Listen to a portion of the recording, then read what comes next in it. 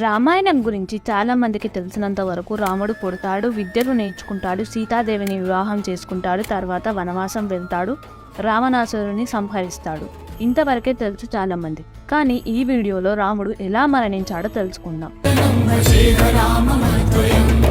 రాముడు రావణాసురుని చంపిన తర్వాత సీతాదేవిని తీసుకుని అయోధ్యకు చేరి రాజుగా పట్టాభిషిక్తుడై చాలా రోజులు అయోధ్యని మరియు ప్రపంచం మొత్తాన్ని 11,000 సంవత్సరాల పాటు పరిపాలిస్తాడు.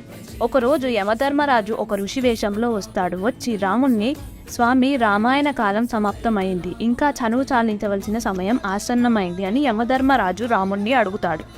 యమధర్మరాజు మాటలు విన్నాక రాముడు సరే అంటాడు. అప్పుడు యమధర్మరాజు ఇలా అంటాడు, స్వామి, హనుమంతుడు ఉన్నంతకాలం మిమ్మల్ని తనువు చాలించనివ్వడు అంటాడు. అప్పుడు శ్రీరాముడు హనుమంతుణ్ణి పిలిచి, నా చేతి ఉంగరం బ్రహ్మలోకంలో పడిపోయింది, వెళ్ళి తీసుకురాపో అని చెప్తాడు. హనుమంతుడు వెళ్తాడు. వెళ్ళి బ్రహ్మదేవుణ్ణి ఒక సరస్సు చూపించి, ఇందులో వెళ్ళి తీసుకుపో అంటాడు బ్రహ్మదేవుడు. హనుమంతుడు వెళ్ళి చూసే సరస్సులో చాలా ఉంగరాలు ఒకేలాగా ఉంటాయి. చూసి ఆశ్చర్యపోతాడు. అప్పుడు బ్రహ్మదేవుడు వచ్చి, హనుమ, ఇక్కడ ఎన్ని ఉంగరాలు ఉన్నాయో అన్నిసార్లు రామాయణం జరిగింది, కానీ ఇప్పుడు రాముడు కాలం సమాప్తమయ్యే సమయం అయ్యింది అని, నువ్వు భూమి మీద ఉంటే రాముణ్ణి తనువు చాలివ్వనివ్వవు అని చెప్పి ఇలా ఉంగరాలను బ్రహ్మలోకంలో వేస్తాడు రాముడు. ఇప్పటికీ రాముడు తనువు చాలించి వైకుంఠం చేరిపోయి ఉంటాడు అని